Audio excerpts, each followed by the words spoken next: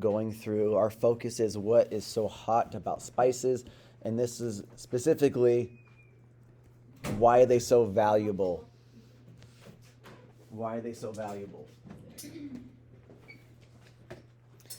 And then we're going to review what a primary source is and what a secondary source is. We're going to scroll down here. Two primary and secondary sources review. Primary source. A primary source is a work that gives original information. It is something that comes from a time being studied or from a person who was involved in the events being studied. So someone who was actually there.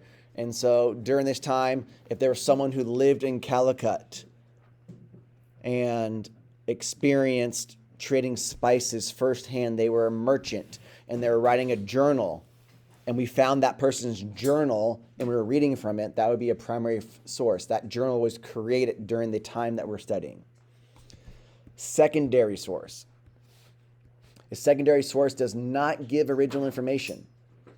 It interprets or summarizes information from a primary source. Let's say I read someone's journal that was lived back then during the time that we studied. And then I interpret it and write a summary of it, and then I give the summary to someone else. That would be a secondary source. So it interprets or summarizes information from a primary source. So a textbook is a good example of this. Now your textbook might have copy and pasted like quotes from primary sources. It might have a mixture. Biographies, encyclopedias, dictionaries normally are a secondary source. So just kind of wanted to go over that as we go through this document. But let's scroll back up to the top. We'll work our way through. Directions. As you read this document, mark the text, highlight the main ideas, and anything, when I say anything, I mean anything that shows the value of spices. Like, why would it be expensive? Why would it be so valued? Why would people want? So any evidence, I want you to highlight that. There will be questions to complete as well. So background information. A spice is a strong smelling substance used for flavor, to flavor food, and makes medicine, incense, and perfume. Spices do not grow in Europe. So that means that if you live in Europe, spices are not commonly found. You can't obtain them. You need to go somewhere else to bring them in.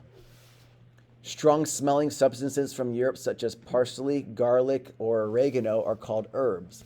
To medieval people, herbs were common. When things are common, dirt is common. Water is common.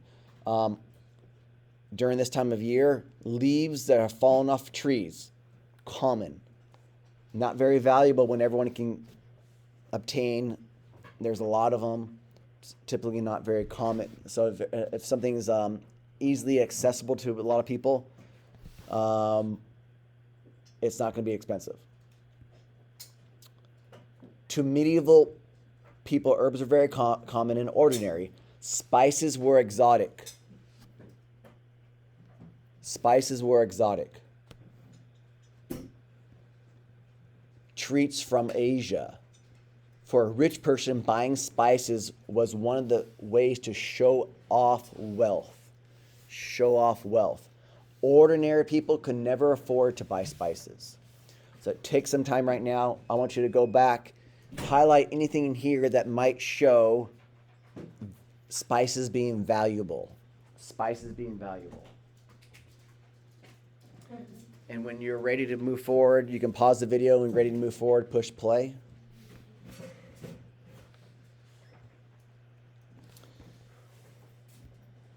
Question: where do spices come from?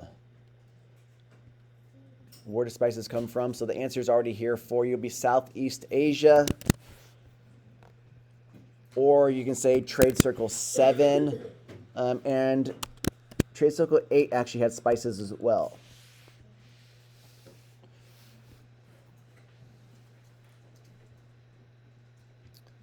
Pick a few spices from the map below that you don't know much about and spend 2 minutes doing research on Google and write 3 facts you learned. So the first one's done for us. Pepper provides anti-inflammatory, so inflammation in your body helps it reduce inflammation. Antimicrobial effects, and then flavoring for food. Okay, here are 3 or 4 options. So look at the map below. You guys know sugar, so don't choose sugar. Cinnamon, you know cinnamon. Choose 3 from this list. Mandrake, saffron, ambergris.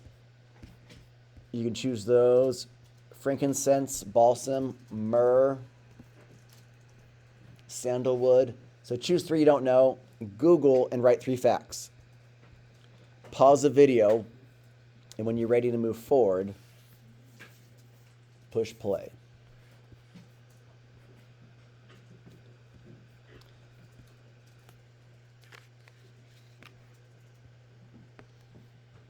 Spices as flavoring for food. The first recipe comes from the 14th century English cookbook, The Form of Curry. The first recipe is given in the original Middle English and then is translated into modern English. Parsley, mint, garlic, thyme, sage, and salt either grow or can be found in England. So here is a visual of a feast during the medieval times. And so we're going to look, and in your individually, you're going to take this recipe and translate it into English. Even with the title. The title's done for us. And then you're going to move on. I'm going to give you just directions for the rest of the assignment and that you're going to work through. You're going to do the same thing for here. Translate this to the best of your ability. The recipe over here. Then you're going to move on and answer this question. Are the Middle English recipes a primary source or a secondary source? How do you know? And use information from here to answer the question. Spices as medicine. You're going to be reading through this, highlighting anything in yellow that shows evidence to support that spices are valuable, highly sought after. We have some excerpts from a primary sources talking about mandrake and sugar.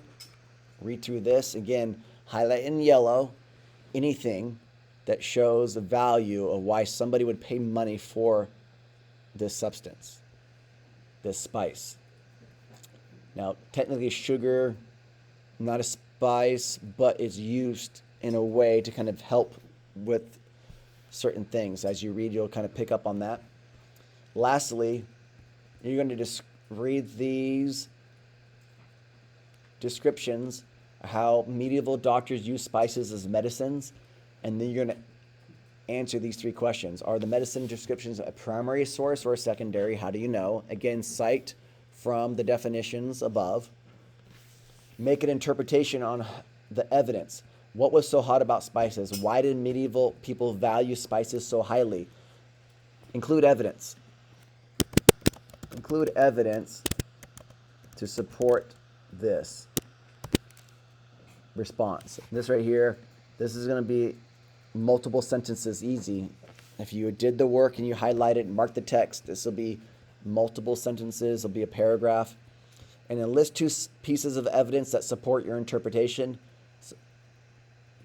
List 2 pieces so that the evidence could be in here that you copy and paste, or you go above and find things you highlighted in yellow and copy and paste them below to support why spices were so valuable. Why spices were so valuable. Any questions? I won't be here in class to answer them, but I believe in you. You can do it.